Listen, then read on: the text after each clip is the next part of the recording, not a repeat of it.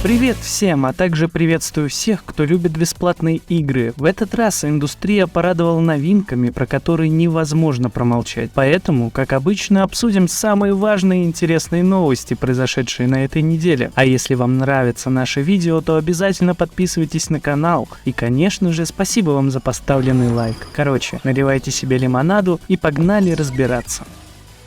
Пока иностранцы пытаются скопировать Skyfront в России, делают новую хардкорную командную игру-шутер про наемников, называется «Красный Восход».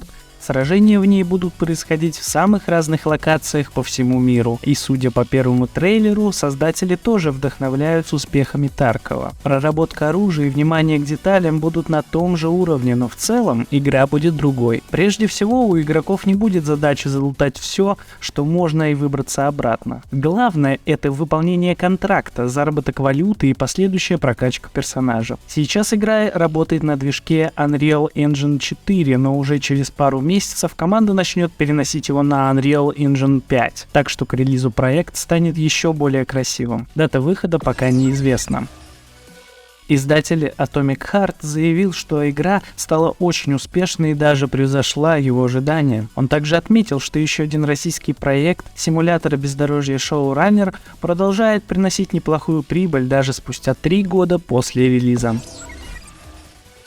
Недавно вышло обновление 1.62 для игры Cyberpunk 2077, которая добавила новый, мощный режим рейтрейсинга Overdrive, а также возможность сделать скриншоты с трассировкой пути в фоторежиме. Кроме того, патч добавил сглаживание с использованием искусственного интеллекта DLSS, улучшил встроенный бенчмарк и поддерживает технологии Upscaling Intel Super Sampling. Однако в бете технологии демонстрируют очень реалистичные результаты, из-за чего темные сцены становятся еще темнее, а детали кадров выглядят гораздо более выразительно, чем раньше. Короче, Cyberpunk 2077 выглядит гораздо более реалистично и ярче, хотя влияние на производительность остается значительным. В целом, эксперты остались довольны результатами. Появилась информация о том, что для игры Cyberpunk 2077 не будет озвучки на русском языке в дополнении Phantom Liberty. Причина заключается в том, что разработчики не связывались заранее с актерами озвучки и даже не уведомили их об этом. Однако один из актеров русской озвучки утверждал, что дополнение будет озвучено, но этого не произошло.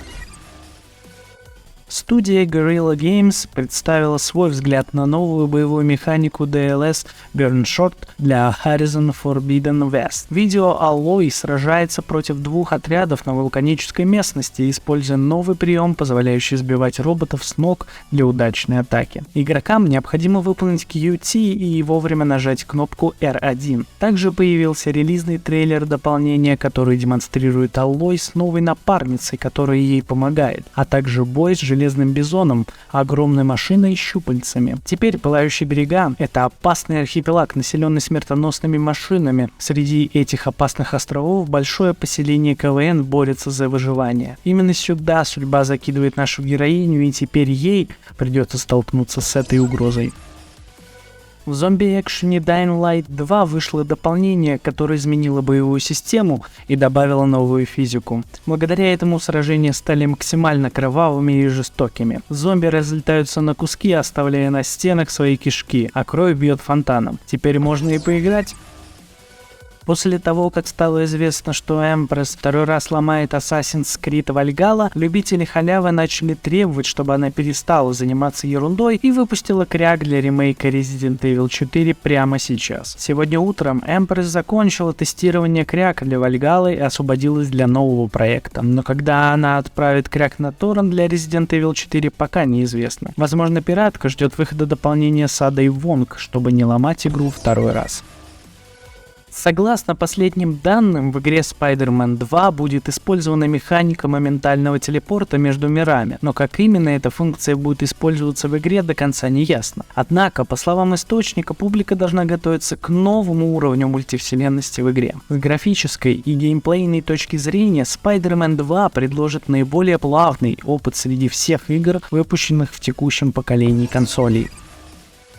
Пожалуй, это все новости на сегодня. Еще одна трудовая неделя подошла к концу, поэтому желаю вам удачно отдохнуть и набраться сил для новых подвигов. Не забывайте поддерживать наше видео лайками и комментариями, и надеюсь увидеться с вами на следующей неделе. Мы также будем рады видеть вас в нашей группе ВК и в Discord. До встречи на Game Room Игры новинки. Смотрите и играйте вместе с нами.